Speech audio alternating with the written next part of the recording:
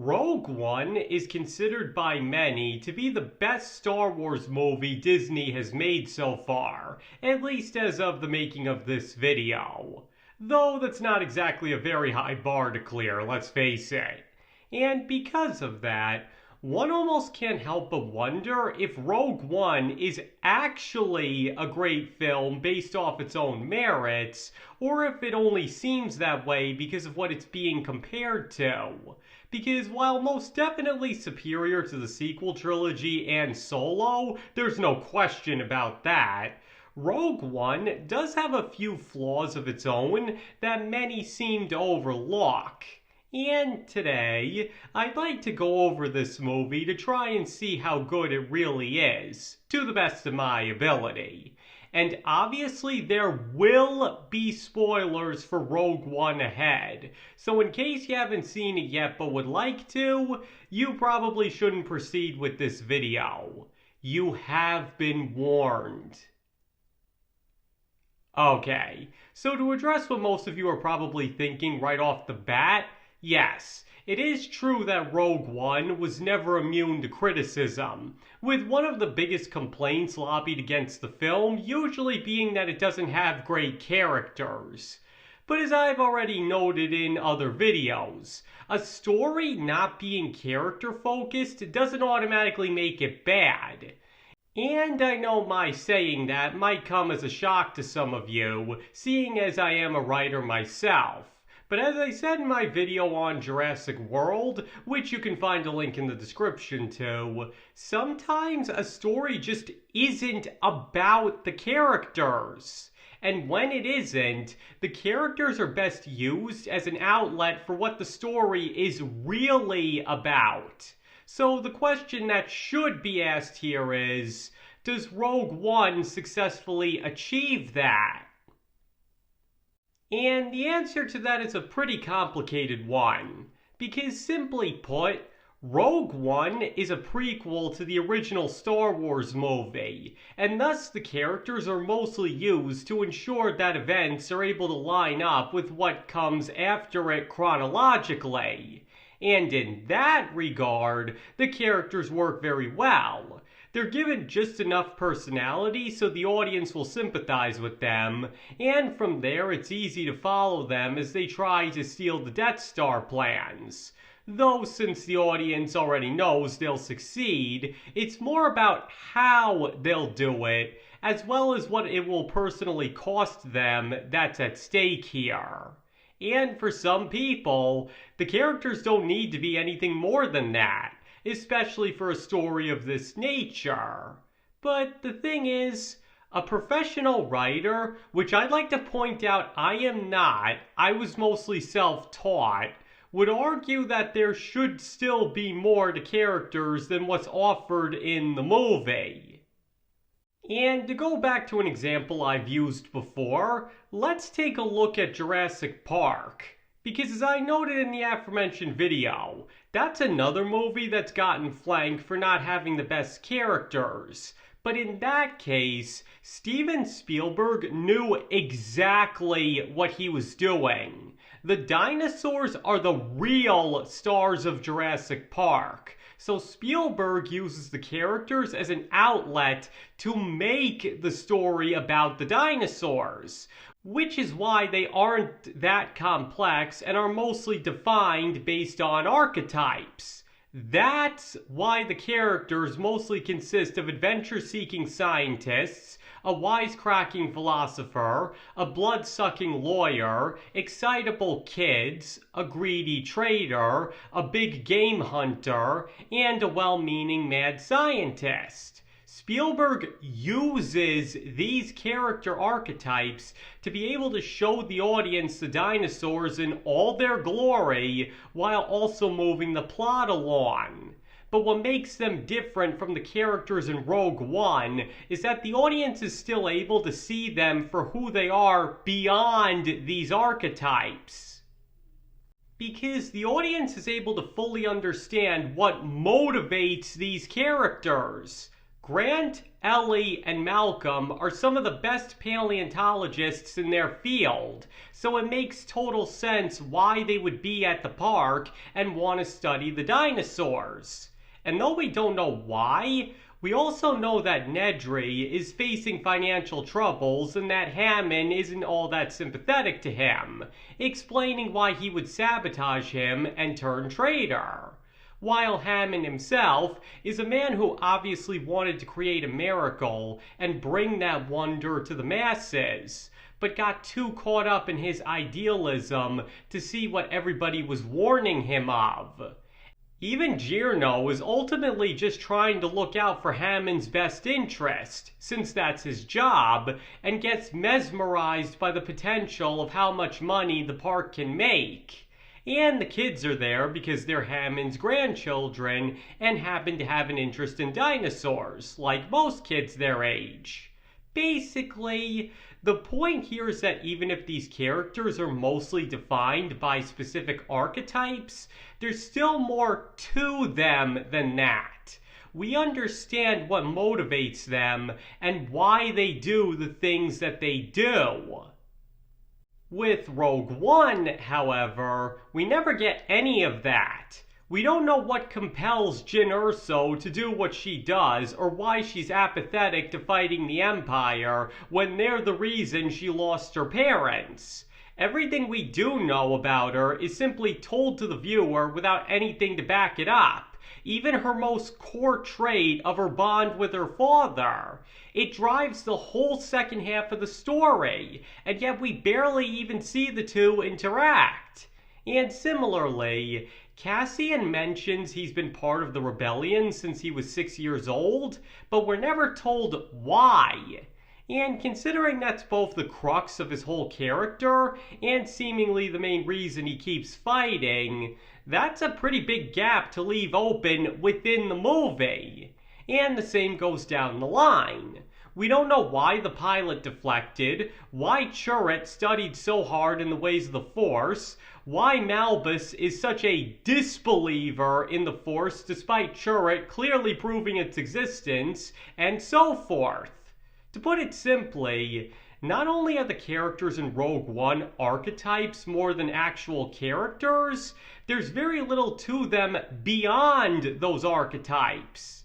And for just one example of that, and as I just pointed out, Malbus doesn't believe in the Force simply because the script says he's that kind of character, and not because there's any logical reason for him not to.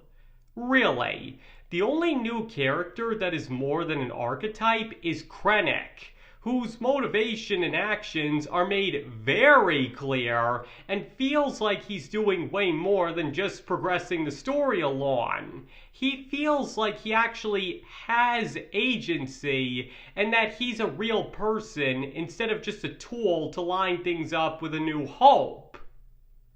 But even beyond the characters being a little too basic, there's also the fact that the movie really only works as a Star Wars movie. As in, if it were stripped of everything Star Wars but was otherwise the exact same story, then it simply wouldn't work. But granted, the fact that this is a prequel to such a lore-heavy series does make this more excusable, even if it does still lean on Star Wars like a crutch in this department. But where this is less excusable is in the lengths it goes to feel like Star Wars. For example, why are there moisture extractors on a planet covered with water where they clearly wouldn't be needed? Or why does everything with the exception of the shield and a ship or two look so familiar at the Battle of Scarif? One of the most important things to George Lucas was that Star Wars always feel different, and one can't help but get the feeling that things seem a little too familiar here, especially the stuff that was clearly put in for familiarity's sake rather than because it made sense. And on that topic, there's also how the movie seemingly covers up the plot hole of the exhaust port that Luke uses to blow up the Death Star. But here's the thing. That's not a plot hole. If the port were a literal fuse that simply had to be lit, that would be a plot hole because the makers of the weapon would have no reason to do that. But the exhaust port makes complete and total sense.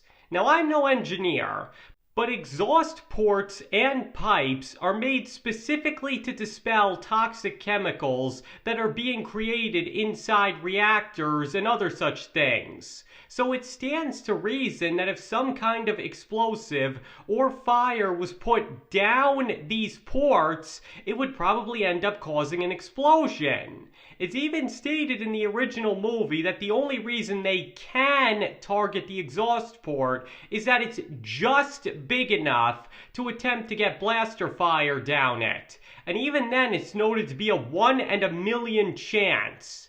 So the point is, from an engineering standpoint, the exhaust port's existence and it being exploited by the rebels makes complete sense, as well as why they couldn't rely on it again in Return of the Jedi, because the engineers would be told to make the ports smaller so the blaster fire couldn't go down it.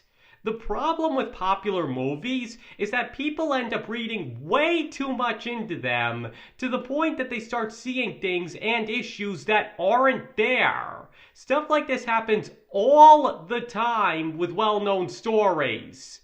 And like I just said, there didn't need to be a reason for the exhaust port to be built like that. It's completely logical that it would be made that way, and the rebels simply took advantage of it in a desperate attempt to destroy it, as the briefing beforehand frames it as little more than a last resort suicide mission. But getting back to Rogue One itself, there's also that it's not very child-friendly in nature. Now I know that may not seem like much at first, but as I've pointed out in other videos, George Lucas has said that, at least to him, Star Wars should be for children first and foremost. And like it or not, he is the creator of Star Wars, so his opinion does matter. And to put it very generously, Rogue One is not exactly the ideal kids movie. I mean, there's of course such things as Vader slaughtering the rebels, or the fact that all the main characters die at the end, but that's really only the tip of the iceberg. Seriously, children's entertainment just keeps getting more and more adult as the years go on. And frankly, it's too dark to really be considered a true Star Wars movie in general. And I know some of you might disagree with me on that, but as I said in my video on the Jedi, which you can also find a link in the description to, George Lucas based Star Wars on tales of black and white morality. So a series like this isn't really meant to explore the more gray aspects of human existence. Sure, Lucas himself didn't mind having the heroes not always do the best thing, or argue that even the bad guys can have good people on their side, but something like Cassian shooting his informant simply has no place in the Star Wars he created. The rebellion is meant to be the good guys, not just the lesser of two evils. But at the same time, this isn't to say that Rogue One is a bad movie either. I mean, if you're willing to look past the fact that this isn't really the ideal Star Wars movie, and that the characters don't really serve a purpose beyond advancing the story, it does have quite a bit to offer. It's got good action, a suitable plot, and actually seeing everybody sacrifice themselves for a greater cause is pretty effective, even if the audience doesn't get to know them too well. To put it simply, Rogue One is a flawed movie, maybe more flawed than most people are willing to admit. But unlike the Star Wars sequel trilogy, it doesn't take away from anything that came before it, and is acceptable if one is willing to overlook certain thematic issues. Now, as I noted at the beginning, that might not sound like much, but unfortunately, Disney didn't exactly set a very high bar to clear. And as a result, that's probably another thing that works in its favor, as it's something that was simply better than the sequel trilogy. And because of that, many might be apt to overlook everything I just went over about it and appreciate it more for what it isn't rather than what it is. Okay, I think that's everything I had to say on that. So now I'd like to hear from all of you. Do you believe that Rogue One is a great Star Wars movie and the only truly good film Disney has made so far? Or do you believe it has too many issues to be considered anything beyond average? Or do you just outright hate it? Whatever the case, please feel free to let me know in the comments below. And let me just stress that you do not have to agree with any opinions expressed in this video just because you watched it. You can absolutely love Rogue One and believe I was dead wrong about everything I said, and I've got no issue with you if you do. And thank you all for watching. I very much appreciate it, and I hope to see you all next time.